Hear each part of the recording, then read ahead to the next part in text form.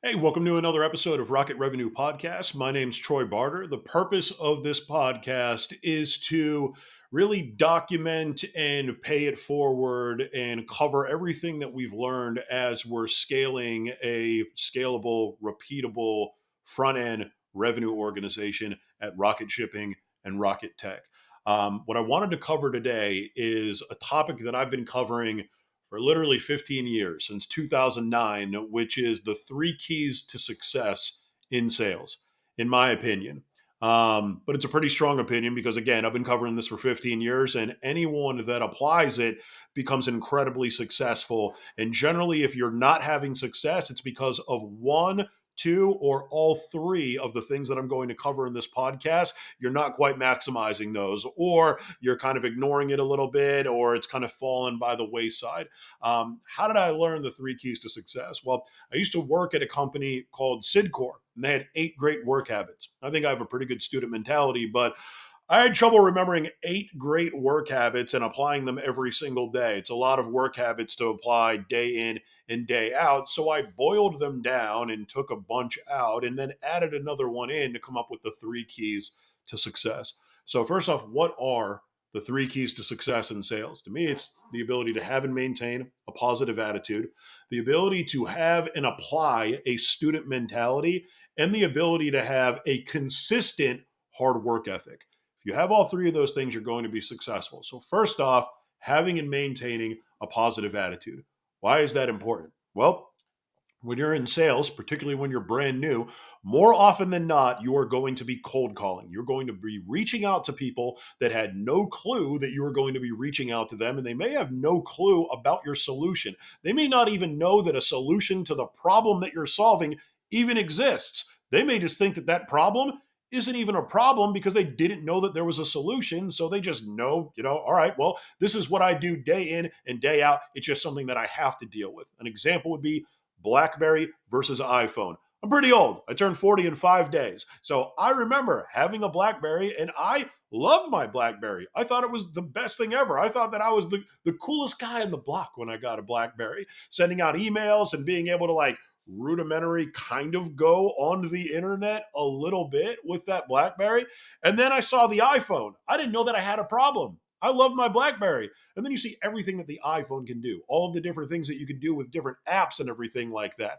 I have made so much more money on my iPhone that I would have never been able to make with my BlackBerry, but I had no clue that there was a better option. I had no clue that I had a problem. The problem didn't exist yet until that iPhone came out. And a lot of times when you're cold calling, it's the exact same scenario. You have a new solution potentially for a problem that your prospects don't even know exists. And because of that, it can make it very difficult to cold call because not only do you have to, when you're cold calling, reduce their initial skepticism, because let's keep it honest, a lot of times when they're getting those cold calls, it's people that, they may have been scammed in the past or they may have been sold something that didn't perform the way that they thought that it would. And a lot of times you're getting these robo dials and everything like that. So when someone calls them that they're not expecting and they're trying to sell something, they're heavily skeptical about it. So you need to reduce that skepticism before you can build any level of impulse, intent, excitement, interest, all of those things. You're reducing skepticism so you can boost interest. You have to reduce skepticism first when you're cold calling. So it's very difficult. And depending on the market that you're in, depending on who you're calling, depending on what their title is, what region they're in, if I'm calling in Central Florida versus calling into New York City, I'm going to have a lot easier time in Central Florida being able to get a conversation going. Here at Rocket Shipping, we call a lot into the Midwest, Minnesota, North Dakota. We can have a half-hour conversation fairly easily because of the region and how people are Midwest nice. We even say it on our website that we mix up being Midwest nice with all of the different solutions and technology that we can offer. So, long story short, forgive me, let me just you know, put this on.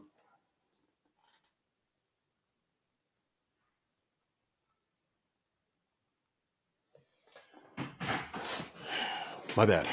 It never ends. It never ends. We'll clip that part out. Jesus Christ. Um,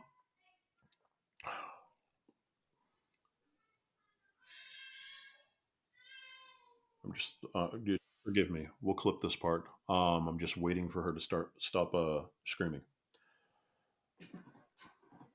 So when you're cold calling, it can be incredibly difficult. You will have people hang up on you. You will have people berate you. You'll have people yell at you and curse you out. And that can affect your attitude pretty significantly, particularly when you're brand new. It can become difficult. So how do you maintain a positive attitude? Man, forgive me. Hold on one second.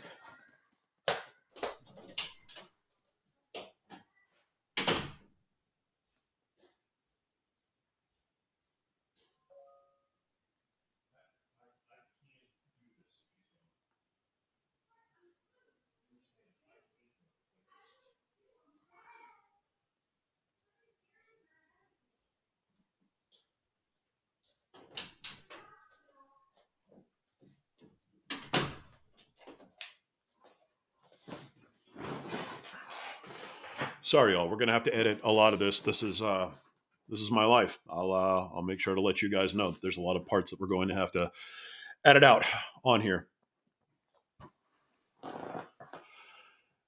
So I can give you an example of the way that you should maintain a positive attitude throughout your day.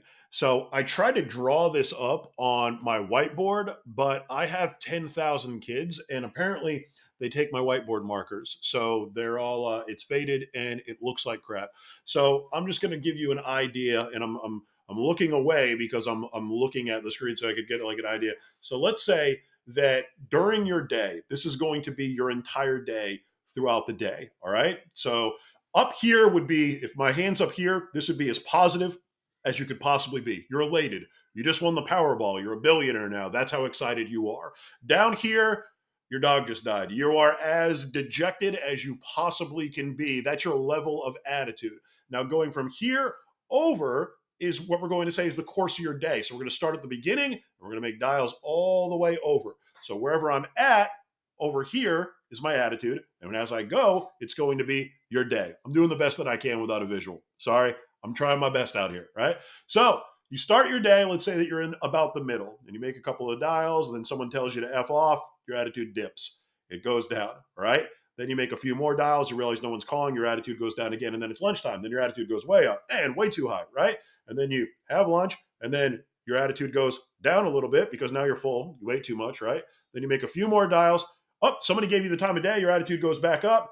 But wait a minute, they're not qualified, your attitude goes down, and then you get to the end of the day, and now you're pumped because the day's over, right? So then you get to go. So your attitude has been going up and down the entire day. Here's the problem. When it was down like right here, right? When it was low because someone told you to F off or something like that, right? Let's say that the next dial that you made right after that one was going to be the best deal that you were going to be able to book and close for the entire month. But because your attitude wasn't a little bit above baseline, it was down, you handled that call with a negative attitude. In sales, I always say is a transference of certainty, right? You've probably heard me say that. You've heard Gabe say that.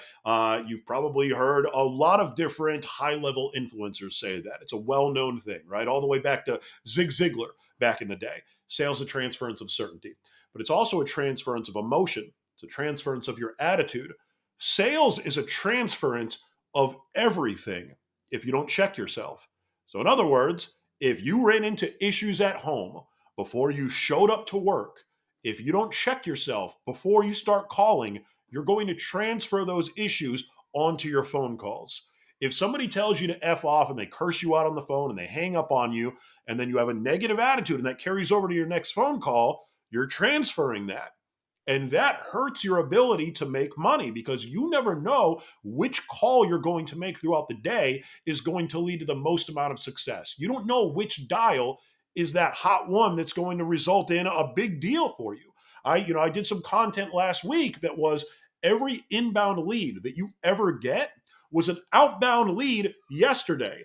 In other words, someone super interested, a critical event happened at the company, and now they need your solution, and then they go online and they submit an inbound lead. They probably don't do that the second that that happens. It might be a day or two later. They might be thinking about it, talking about it, researching, and then eventually they submit an inbound.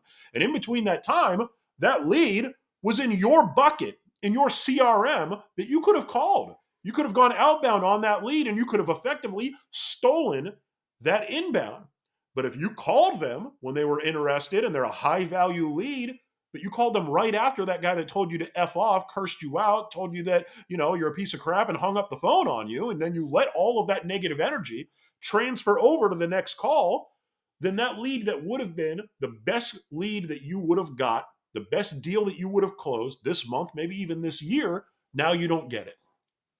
You don't close it. They're not interested. You didn't put your best foot forward and represent yourself and the company that you were representing the best that you possibly could. And then it led to that either, never going inbound or going inbound to a competitor. And now you're never going to get that. You're never going to close that account. So, what does that mean? Does that mean that your attitude should be as high as physically possible at all times? No, it shouldn't be, because you can't maintain that. And what is the first key to success? Having and maintaining a positive attitude. Not the most positive attitude on the planet. First off, when you're cold calling, does anyone really want to talk to someone that is so over the top positive and ecstatic that it comes off as like cheesy or fake? Absolutely not. No. But do you want to talk to somebody that's negative? Of course not. I don't want to give them the time of day. If they sound unsure of themselves, if they sound negative, if they sound dejected already, then why would I want to buy anything from you? Why would I even want to have a conversation with you? I'm not interested in dealing with those type of people. So you just leave it a little bit above baseline, something that's maintainable and manageable. And then your day should look like this throughout the day. Just a little bit. Maybe it fluctuates very ever so slightly up and down, but really not much. You're maintaining a level above baseline the entire day, no matter what happens on those phone calls, no matter whether or not you close the biggest deal that you ever have, or whether or not the worst conversation you ever had just happened.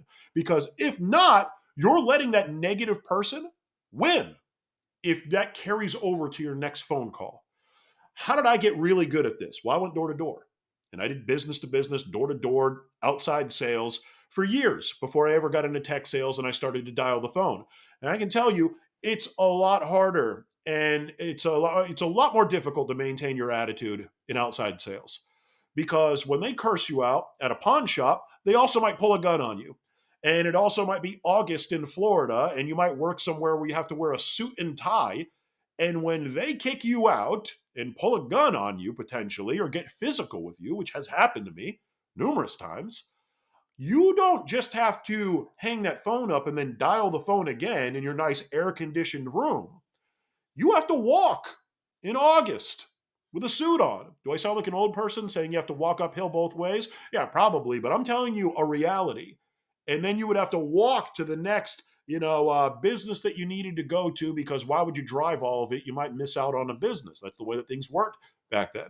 You're better off walking your territory, is the way that we were always taught to do it. But it's difficult. And it's difficult to maintain a positive attitude when something like that happens and your adrenaline is pumping. But you have to learn to do that, or else you're not going to get any deals. Period. You have to learn to check yourself. So, how do you do that? First off, if you can't maintain your attitude on the next call, don't make the next call yet. Check yourself. Take a breath. Get up, walk around for a couple of seconds. If you're outside or like you're near the break room, go over to the break room, grab something to drink, whatever, get a coffee, have some water, chill out for a second and then recalibrate. And then remind yourself why you're there and why you're making these calls. And remind yourself how hard it is. It's a good thing that it's difficult. It's a good thing that it's hard, because if it was easy, everyone would do it. There's a reason why great salespeople make the amount of money that they can. It's because not everyone can do it. And remind yourself that you can do it. You are in control of your attitude. You're in control of your level of positivity. No one else is. So if you check yourself, think about the big picture. Think about why you're there. Think about your goals. Think about the fact that if you're able to maintain your attitude on the next call, you've effectively separated yourself from probably 90% of the other people that are cold calling. Number one, they're afraid to cold call. Number two, they're easily knocked out of their level of positivity by one bad phone call. And you're different. You are built different. You got that dog in you, right? If not, you better get it in you. And you get to decide whether or not you've got it. So recalibrate, think about that. And remember, all right, cool, great. And the way that I always did it also is I thought really big picture, is that when those things happen, I always wanted to be a manager. I always wanted to be a sales leader. I always wanted to teach others. That's what I always wanted to do. So whenever I had something that was incredibly difficult happen throughout my day, I always thought to myself, man, this is going to be a really cool teaching opportunity down the road if I'm able to maintain my attitude right now. And it turned out I was right. I'm on here right now, right? I'm on here podcasting to you. I pay all of this forward to the tens of thousands of followers that I have on social media. And it turned out that having that attitude and that mindset enabled me to overcome that and now teach it to others and how to do that and how to have success in doing it. So that's why having and maintaining a positive attitude is important. It's why it is one of the major keys to being successful in sales. And if you can have it and you can maintain it, you're going to be levels above most people in sales because most people in sales can't maintain that positive attitude.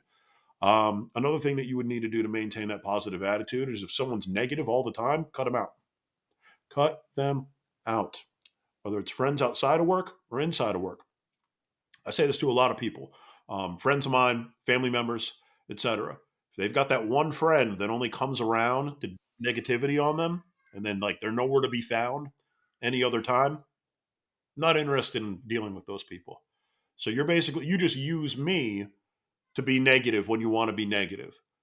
You're here for me to maybe help you be a little bit more positive, but you're only here to dump negativity on me all the time, or else you never reach out to me. All right, cool. Well, how about we just never reach out to each other again then, if that's the case? Because you're actually hurting my ability to maintain a positive attitude in my life, and that's a massive problem for me. And that's not going to work. And that's even outside of work. Inside of work, if somebody's negative and they're always complaining, always making excuses, always finding the reasons why things suck at your job and not finding the reasons why things are great at your job, I have no interest in dealing with them. As a manager, I'm actively looking to fire those people because they're hurting the vibe in the office. And if you're hurting the vibe in the office, it's one thing for you to suck. But if you're bringing that toxic negativity around to everybody else, and now you're making other people suck in the office that would have been good if it wasn't for all the things that you're doing, you're selling them on your negativity instead of selling the prospects that we have. I don't want to work with you. I have no interest in working with you. I have no interest in even trying to correct the behavior. You're already too far gone. It's not worth the bandwidth. Nice knowing you. Sorry, this ain't going to work out. That's the way that I look at it. So it's association versus, this probably isn't a word, disassociation. Birds of a feather flock together. Who are the people that are positive? Those are the people that I want to rock with. Those are the people that I want to get to know. Those are the people that I want on my team. Who are the ones that are negative? All right, cool. Well, you're probably, at least right now in this stage of your life, no one's a loser forever, but right now you are. And I'm not interested in associating with losers because then I become one myself. No, thank you. All right, so that's the first one, having and maintaining a positive attitude. Second one is having and applying a student mentality. So, what is a student mentality? That is consistently always looking to learn new things that will make you better at your job and then applying those things as soon as you learn them and turning them into a habit. So, the way I always say this is you will have different levels of student mentality, right? You'll have people that buy the books, right? Whole lot of books behind me right now. And you've probably seen a lot of people that have a whole lot of books behind them. But do they even read the books? Or do they just buy them with the intent of eventually reading the book and then they never end up reading it? So, yeah, you took the first step, but you took no steps after that. It did literally nothing for you. And the next one is people that actually will actively look to take in that information and hopefully learn new things. At the very least, they read it, or at the very least, they listened to the book on tape, right? And then, all right, cool. Well, did you actually digest that information, though? Can you actually talk about it? Can you actually do the things that you learn? And then you'll have people that, they bought the book or they bought the training, they took in the training, they, let's say they graduated or they completed the book, and they can even talk about it, right? They can do the things that they learned. And they remember it too, for the most part, right? But are you doing it consistently? Are you actually applying it? Have you created habits out of the things that you've learned that you know would make you more successful if you applied them? I knew a guy, friend of mine, back in the day. I would still consider him a friend, even though we haven't talked in a long time. And he knew, man, every John Maxwell book, which are great leadership books. To me, John Maxwell is the Michael Jordan of leadership. He is the best. If you're looking to get into leadership or if you're looking to get better, I recommend reading any John Maxwell book, but particularly 360 Degree Leader and Developing the Leader Within You. If you have leaders, Developing the Leaders Around You is also an incredible book. These are like my favorite books. I love them as a leader. I think they're the most helpful thing that's out there. And he did too.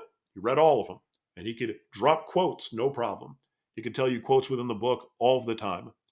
But as a leader and as a manager, he didn't apply any of it. Never. Was not a great manager, was not a great leader, because he learned all of those things and he could quote all of those things, but he never turned them into a habit. So really, he effectively wasted his time learning all of those things because it really did nothing for him, and it did nothing for the people that were on his team that trusted him to be their leader. So having a student mentality means you're constantly looking for new information, new best practices to make you successful. And not only are you looking for those things, you are digesting that information. You're actively learning those things and really taking the time to learn those things.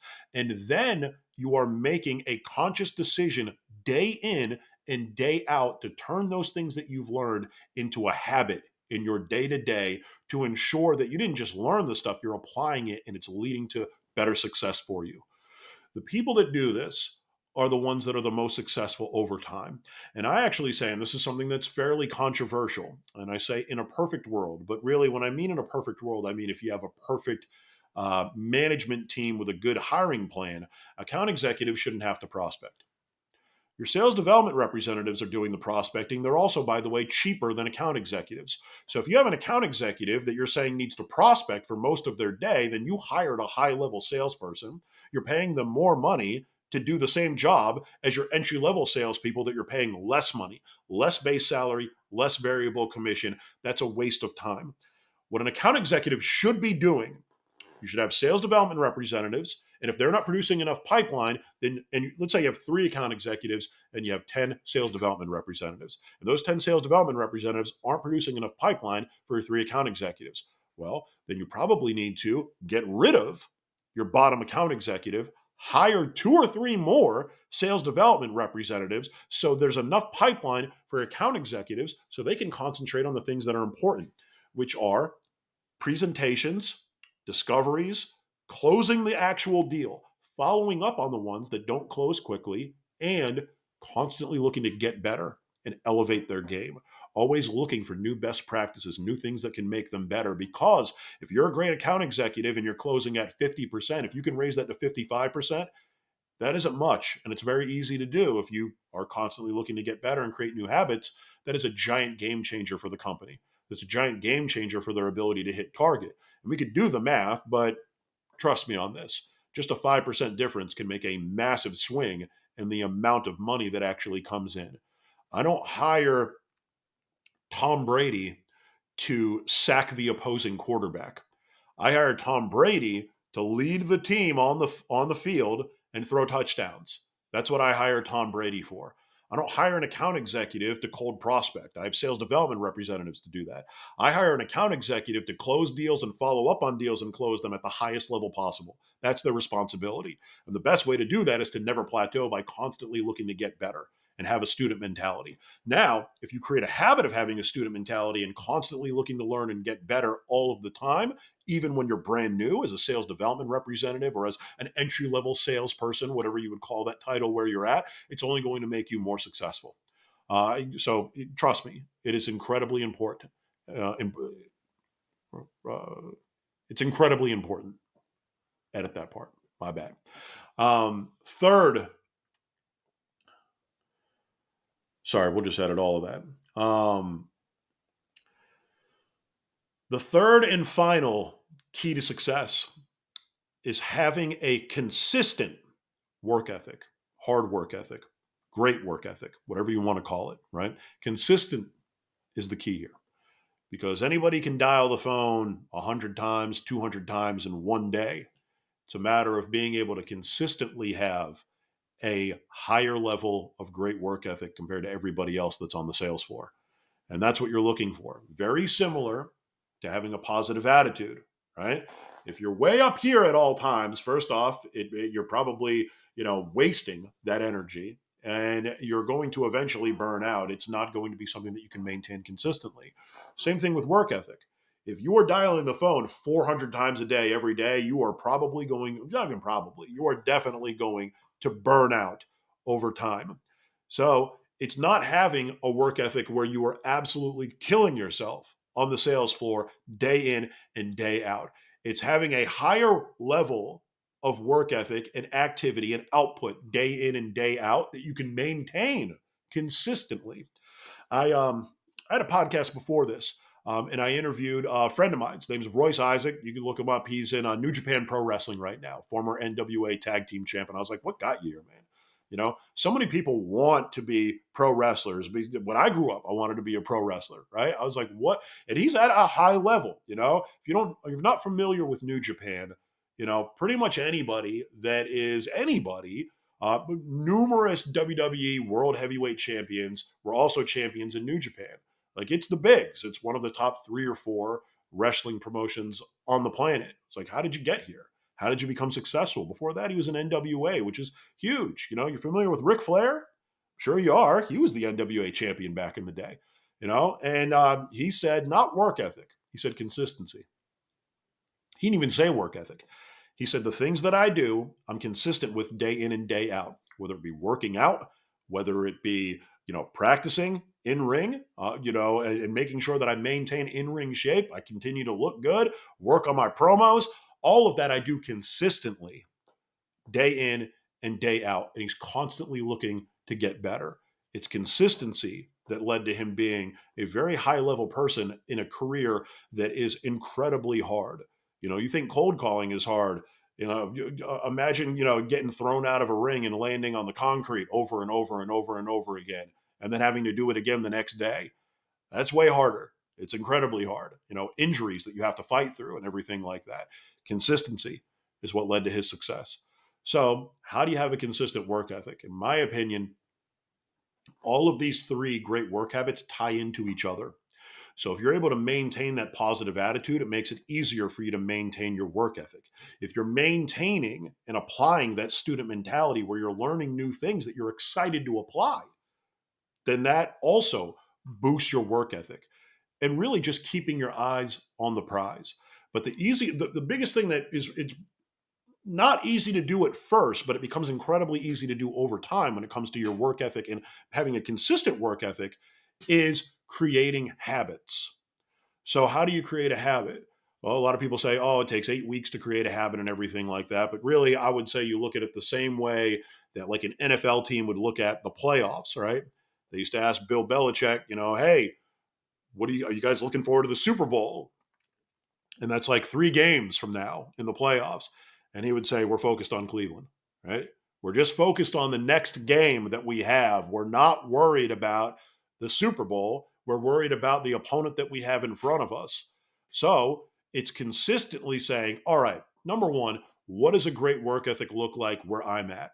All right. Everybody here is expected. I was on TikTok Live the other day. Somebody said, I have to do 35 dials a day. I said, fantastic. Do 115, or do 105 where you're exactly tripling everybody else because you can do 105 dials a day.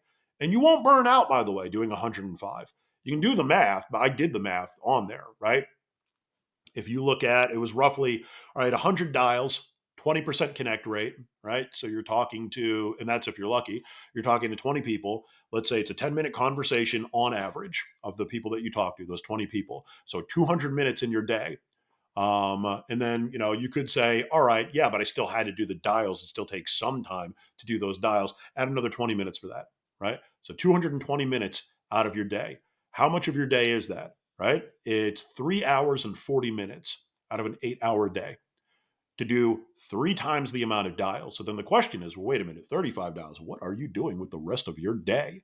If you're working an 8-hour work day, and it only took you less than an hour to make your dials, what else are you doing if your job is to prospect? And the answer is kind of nothing, right? Or things that aren't actually going to produce results for them. So it's just creating the habit. One of the great things that I always say, and this works incredibly well, this is very specifically exactly what I did that would lead to me being able to pound the phone day in and day out when I was a new salesperson in tech sales. I'd already been in sales for 7 years, but I was new in tech sales, and I started at the bottom. I started as a sales development representative. I learned to separate the time that I spend on here versus the time that I spent on my headset actually dialing, right?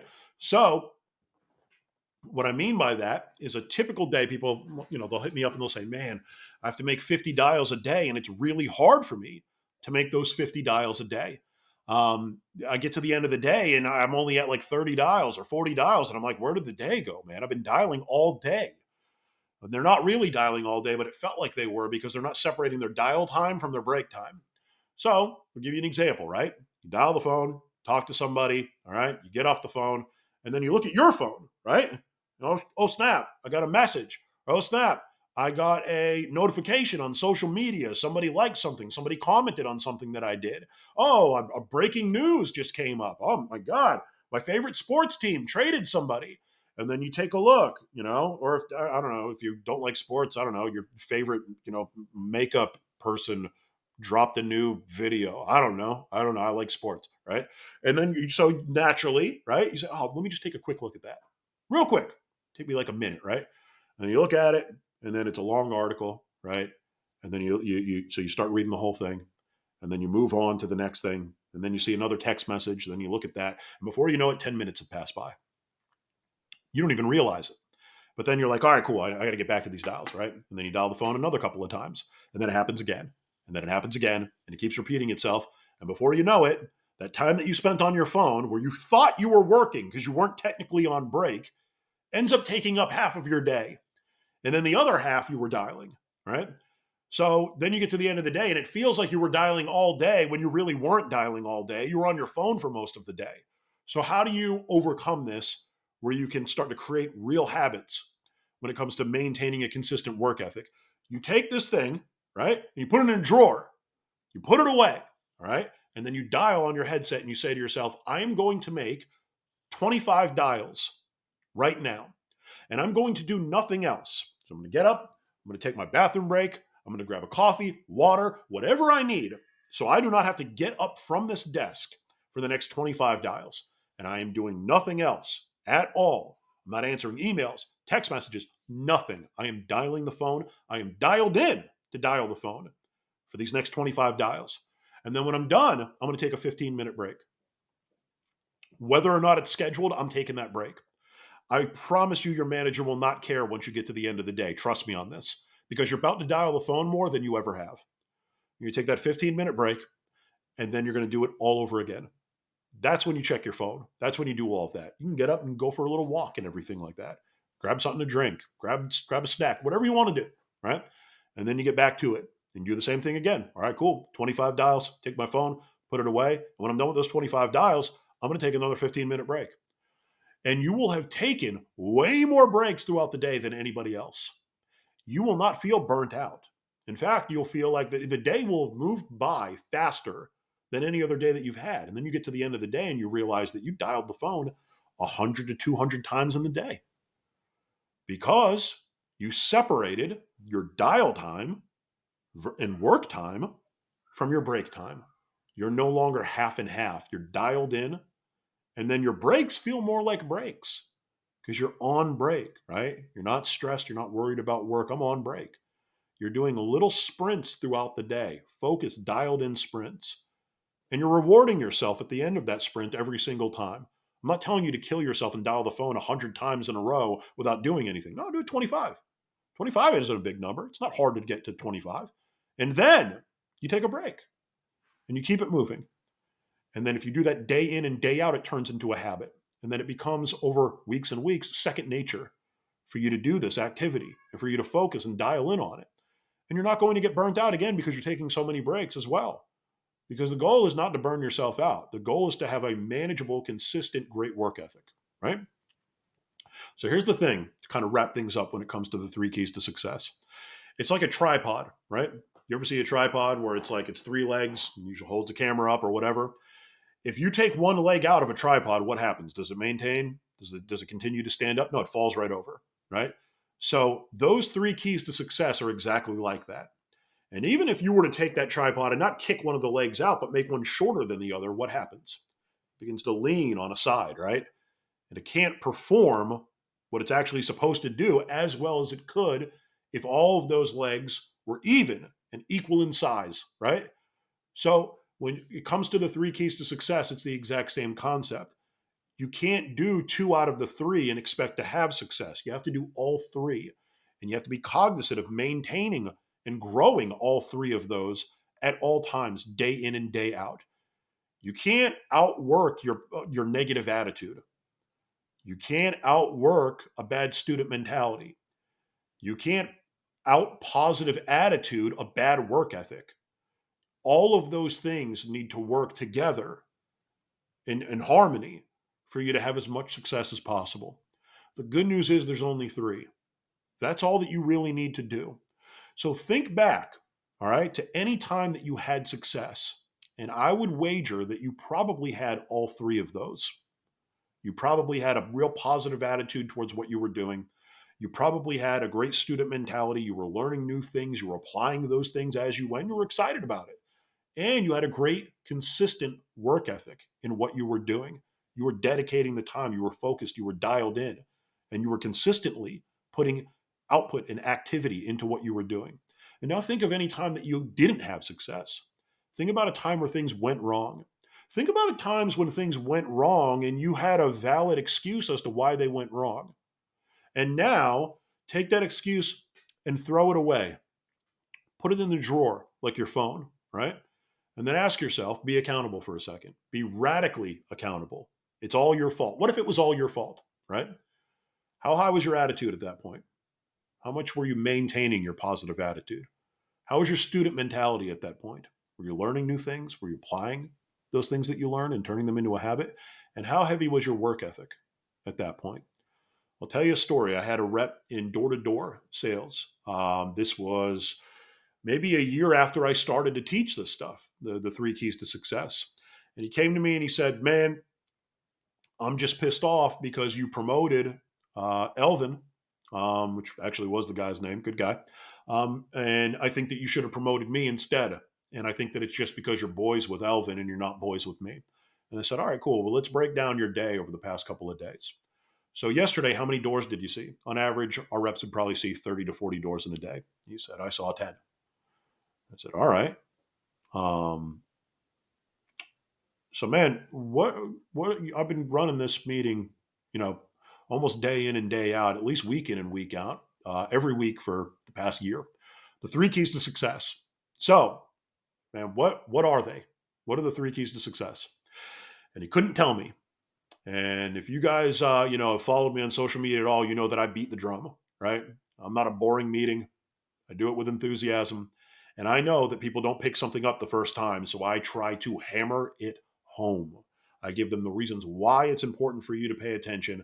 I give them the reasons why it's important to learn this and digest the information. As I said earlier, I took those 8 great work habits and boiled them down to 3 so it'd be easier to remember. And he couldn't remember them. After a year of working there, he said, I'm not sure what they are.